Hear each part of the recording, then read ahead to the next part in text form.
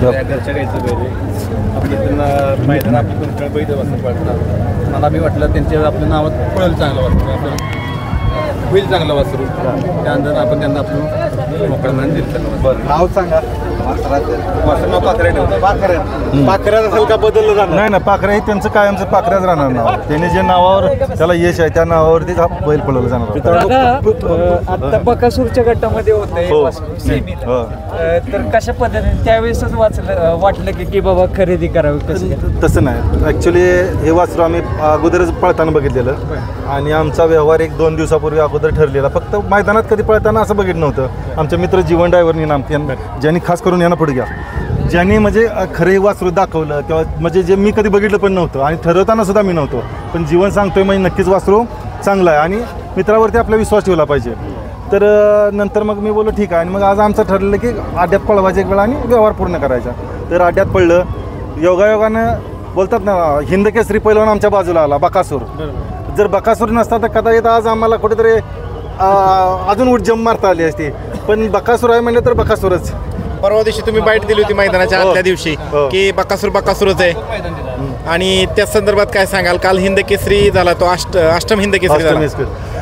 मी तुम्हाला तेच बोललो की ज्या बैलाच्या मागे लाखो शुभेच्छा आहेत त्या बैलाला यश हा मिळणारच, तुम्हाला सांगतो त्याबद्दल काय दुमत नाही. आणि म्हणूनच चांगली गाडी पळाली आणि आमची गाडी तो 1 नंबरला पळाला आणि आम्ही 2 नंबरला पळालो. आम्ही त्या गाडीच्या बरोबर म्हणजे थोडक्यात घासली म्हणता येणार नाही, पण बऱ्यापैकी पडले. आणि ह्या वस्त्राचं म्हणजे आम्ही आप्पा जसे बोलले तसे आम्ही अगदी जपून वापरून निश्चित याला 1 नंबरमध्ये न्यायचा प्रयत्न. कितीची खरेदी दादा? ही खरेदी आहे 6,51,000. हा, आणि ही ओरिजिनल खरेदी आहे. ओरिजिनल खरेदी. बाकी कसं होतंय तुम्हाला तर माहिती आहे बैलगाडीच्या सँडी सारखा विचारतो की खरं सांगा. मी त्यांना आज सांगितलं खरं सांगतो. आपण शपथ घेतो ना कोर्टात, तसं झालंय आज. वस्तुस्थिती काय असेल? हा, तसं वस्तुस्थिती आहे. बरोबर आहे. आणि त्याचबरोबर दादा सगळीकडनं तुमच्यावरती कौतुकाचा वर्षाव होतोय. तुम्ही जे पेडगावचं ओपनचं मैदान होतं हिंद केसरीचं आणि आदतचं मैदान होतं, ह्या मैदानाचा लाईव्ह प्रक्षेपणाचा एक बारीक विचार केला आणि स्वतः खर्च करून हे लाईव्ह प्रक्षेपण चालू ठेवण्यासाठी इंटरनेटची सेवा उपलब्ध करून दिली. तो सगळा खर्च उचलला. आणि तुषार सर, तुम्हाला मी ज्या वेळा मैदाना दुसऱ्या दिवशी असताना पहिल्या दिवशी सांगितलं की हे मैदान रेकॉर्ड मोडणार लाईव्ह ह्याच्यामध्ये लाईव्हला 80,000 ते 1,00,000 म्हणलेलं. मी तुमचं माझ्याकडे स्क्रीनशॉट आहे तुम्हाला. 87,000 लाईव्हला होते लोक बघा. म्हणजे अंदाज मला वाटतं की 100% नाही पण 98% तर निश्चित बरोबर झाला. बैलगाडी इतिहासामध्ये लाईव्हला एवढी वॉचिंग कधी झाली नव्हती असं मला पण वाटतंय. 20 लाख एक झालं होतं भाळवणीचं, त्याच्यानंतर झालं होतं अजितदादा केसरी आणि त्यानंतर आता हे पेडगाव. सँडी सर, मला असं वाटतं की ह्या मैदानानं रेकॉर्ड बरीच मोडली महाराष्ट्राच्या इतिहासात. 3 वाजता 4 वाजता किंवा 5 वाजता फायनल होणार आजपर्यंत तुम्ही एवढ्या बाईट घेता रात्री 1 वाजता 12 वाजता गाडी फायनल झाल्यानंतर.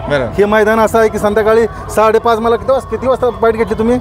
मी आज तुम्हाला सांगतो 5:30च्या दरम्यान. 5:30ला 1,000 गाडी पळून तुम्ही 5:30 वाजता बाईट घेतली फायनलची. सँडी सर आणि सर्व तुम्ही पत्रकार मित्रांनो, ह्या बैलाला शुभेच्छा द्या आणि मला इथून पुढे यश मिळू द्या. निश्चित मिळणार.